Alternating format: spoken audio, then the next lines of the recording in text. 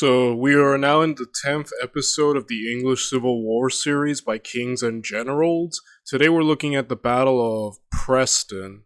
By Preston. Okay, good. And yeah, the link to this video is down in the description down below. And if you enjoy my commentary or you like my channel and you want to help support me, feel free to like, comment, and subscribe. It really helps out my small but humble channel, and I really appreciate it from the bottom of my heart.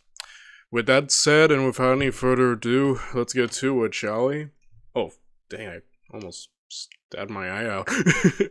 Let's watch The English Civil War by Kings and Generals. Cavalry was sent ahead towards Wigan on a foraging mission. Langdale's force of around 3,000 foot and 600 horse, functioning as a cavalry screen east of the Main, coalesced about 4 miles northeast of Preston at Longridge. Due to inadequate reconnaissance, the King's supporters were completely unaware that Cromwell's 9,000 were only a few miles away, encamped at Stonyhurst Park.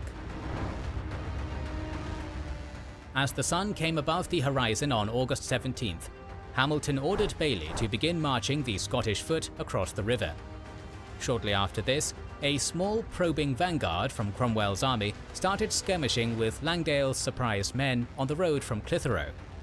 Believing that the entire parliamentary force was in the area, the Royalist general rode to Hamilton personally and informed him of the situation, but the latter was convinced to continue the river crossing by his officers. With minimal reinforcements to assist him, Langdale rode back to his embattled contingent. After hours of light skirmishing, he was finally attacked by the entirety of Cromwell's army in mid-afternoon. Dang, they're gonna lose this entire contingent, I feel. Like, Langdale's entire side's probably gonna be lost. I don't think that was it. Again, I'm not sure of the consequences of continuing the river crossing, if it was better or not. I guess we'll find out later, but probably a bit of me feels iffy about it because as we're seeing here, I'm imagining these guys are about to get destroyed by Cromwell, and Cromwell is really impressive. The dude basically moved super quick and caught his enemy completely unawares. Again, I think that's kind of the thing with the new army that Parliament's assembled. Such a formidable force, especially under Cromwell, who has already been shown to be a great commander in his own right. So, I imagine, yeah, Cromwell's about to completely own these guys. Oh, man.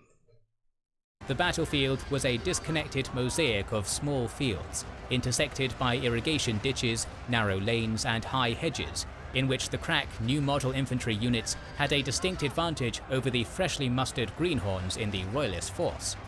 Nevertheless, Langdale's musketeers gave a good account of themselves, and at first managed to keep Cromwell's army at bay and avoid being outflanked.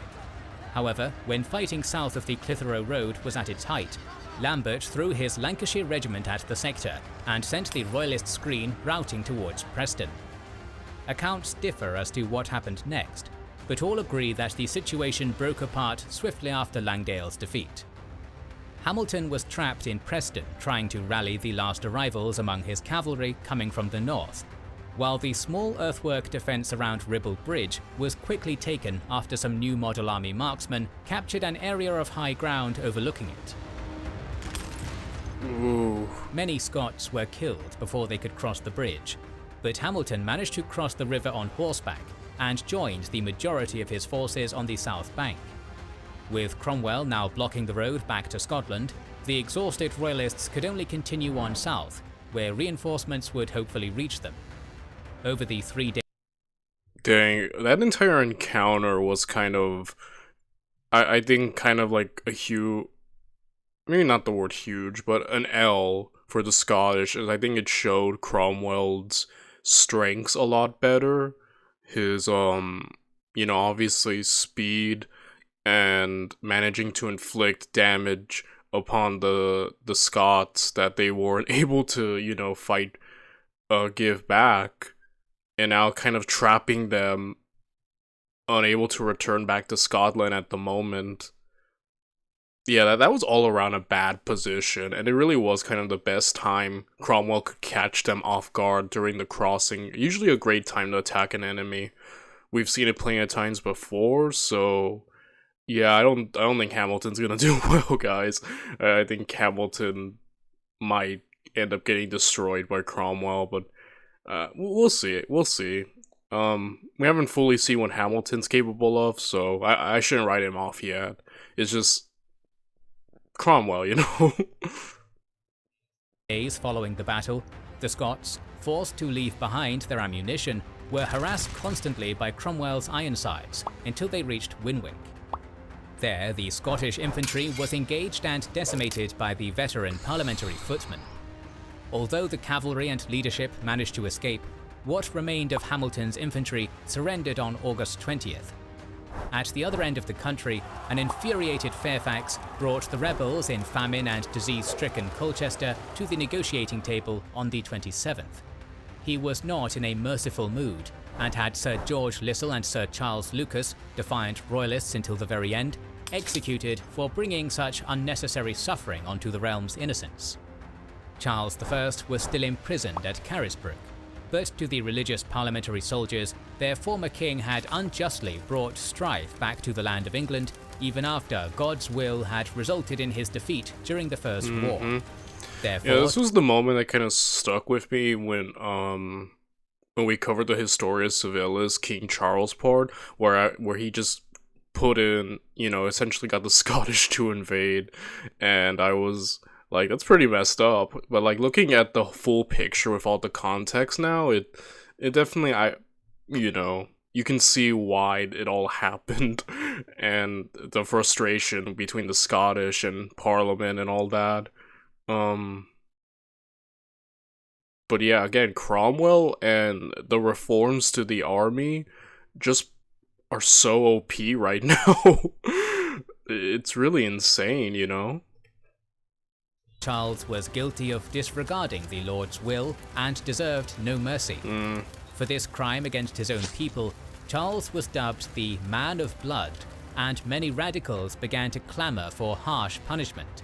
A famous passage, drawn from Numbers 35-33 in the King James Bible, started being echoed as an example. So ye shall not pollute the land wherein ye are, for blood it defileth the land, and the land cannot be cleansed of the blood that is shed therein, but by the blood of him that shed it. Scotland's fragile alliance with the king utterly broke down as news of Hamilton's defeat at Preston began filtering north. Sensing blood in the water, most anti-engager factions loyal to the Kirk or Church struck out and plunged Scotland into a civil war of its own. In early September, Stirling and Edinburgh were taken by Kirk insurrectionists, but it became clear that they didn't have the military advantage when the Engagers took Stirling back soon after. However, the threat of Cromwellian intervention on their border forced an agreement that formalised the anti-Engagers' legitimacy. With peace in Scotland secured, for now, a victorious Cromwell marched into the country and dined with friendly nobles in Edinburgh. Meanwhile, in England, momentous events were taking place. The viciousness and pointlessness of the Second Civil War had widened the rift between Parliament's moderates, who desired an accommodation with the king, and the radical New Model Army independents, who now wanted him gone.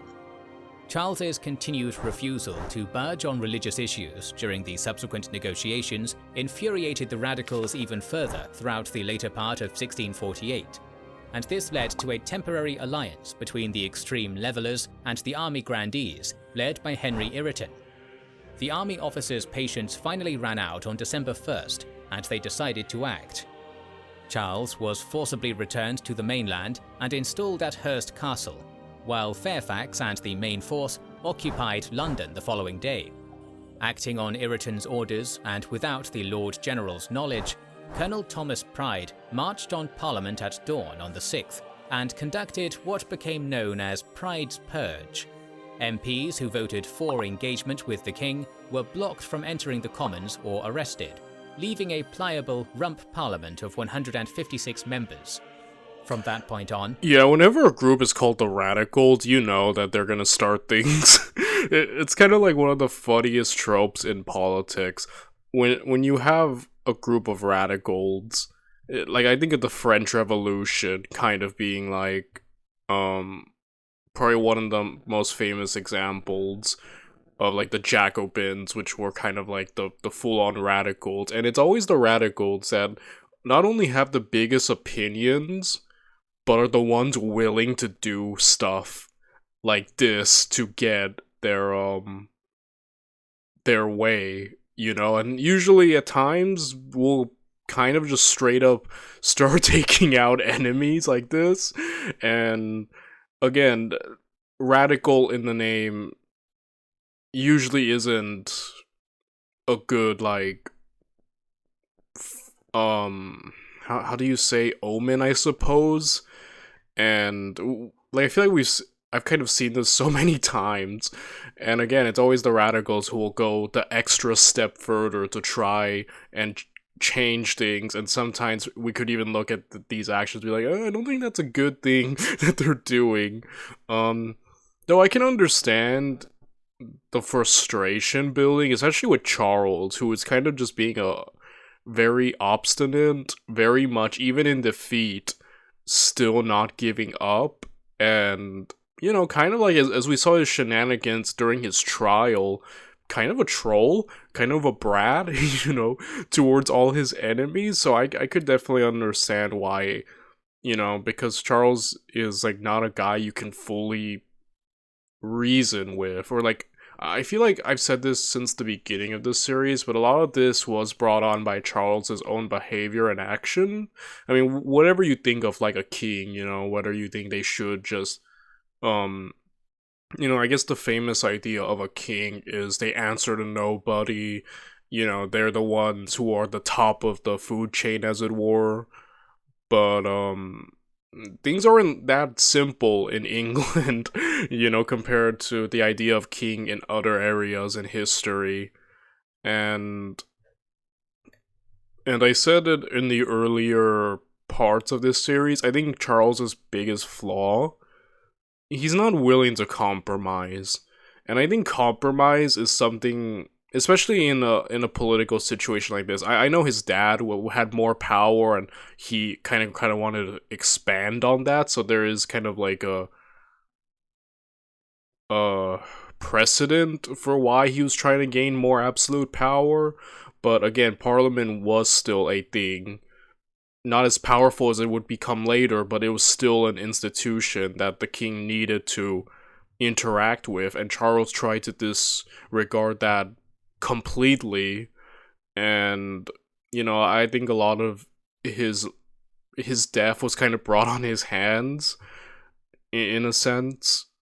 And again, I feel like compromise could have really helped him, especially later on, but he just showed he wasn't willing to do that in before this whole war began, you know. And I feel like that's probably his greatest flaw, is that he's not willing to compromise with people, and that lack of compromise eventually led to everyone's, especially the radicals, seeing he can't be reasoned with, therefore he must go now, since, you know, he's not gonna stop. So yeah. The military was in control of the country, and it set about using its newfound authority to punish Charles I for his crimes. On the first day of 1649, Ireton's new puppet parliament decreed the establishment of a high court to charge the king. By what authority? Isn't that what he kept saying? I'm sorry, I just keep thinking of the Historia Civilis' Charles trial. It's the funniest thing ever. The captive monarch was taken from Hurst to Windsor, and then a day later to St. James's Palace in London, which Parliament used as the king's jail. Before being parted from his son, Charles told the boy that "the corn is in the ground, we expect the harvest." He knew exactly what was coming. After a contentious week-long trial, the king was declared guilty and condemned to death on January 27, 1649. 3 days later, at about 2 p.m., King Charles I of England was executed with a single axe blow to the neck, prompting a deathly groan from the crowd. To his enemies, Charles I was an incompetent king and an autocratic tyrant, unprepared for the burden of ruling his realm and unwilling to concede anything meaningful. But he was also a devout Christian, a loving father, and a man who genuinely thought he was doing the best thing he could for England's people under the difficult circumstances of the 17th century. Whichever of these perspectives rang truer, the king was finally dead. I think that's a very interesting discussion. We could probably have. I mean, like I said, like, I feel like he definitely, at the end, kept trying to gain so much absolute power, and, you know, even more and more, to where I feel like a lot of this is really his fault, and where he led himself to. And again, Charles definitely, he has great personal qualities, again, in terms of his faith, in terms of being a family man. But I feel like it could also rings true that as a king, he had flaws that probably kings shouldn't have. Like I said, I feel like he escalated tensions unnecessarily at times, and showing a lack of, like, and again, I know this could kind of lead to the idea of how he viewed a king, and how you might agree with him depending on how you view a king as someone who should be kind of on the top, you know. But I feel like the situation in other places, that's true, but I feel like with England, the situation was a bit more complex than that. But you know, and I definitely, you can see his incompetence shine, especially in the war effort and stuff. And I guess probably stubbornness, I think, and obstinance really came into play at the end, to really bad qualities to have, especially in situations that get rough like this. So I feel like it could ring true a bit of both, to be honest. And you know what kind of reminds me of? It kind of reminds me of, like, Tsar Nicholas, the last Tsar of Russia. Like, it's a situation where he was incompetent, you know, and his policies and stuff definitely got Russians killed. But at the same time, I've always kind of felt bad for the guy, especially how he went out, you know, he got murdered with his family. And again, like, some personal traits with Tsar Nicholas, he seems like an almost likable dude, like a good family man, good husband, good father to his kids, and someone at times was trying to be very earnest, yet at the same time, I've said, especially like when we were covering the history of Russia, I feel bad for the dude, but that doesn't, like, kind of excuse the bad things he did as a ruler, you know, and some of his more tyrannical aspects in crushing opposition. And definitely, you know, people who were more innocent did suffer and even die under his rule. So, like, it's kind of this mix I have with him. Like, there are aspects of, you know, I like, but I don't want to ignore the bad things he did. And so I kind of feel like that with Charles. So you know, that I'm sure as a person he's very likable and charming, but there are aspects that shouldn't be ignored as a king, that he didn't do so hot, you know? He didn't do so hot. I don't know, I feel like it's a bit complex. Imagine there are plenty of different opinions and whatnot, though some people usually agree what comes after with Cromwell and stuff. I seem to find more people being like, yeah, that was a mess. So, with him gone, I think we're gonna see what the heck is gonna go on with Cromwell and everything else in Parliament, you know?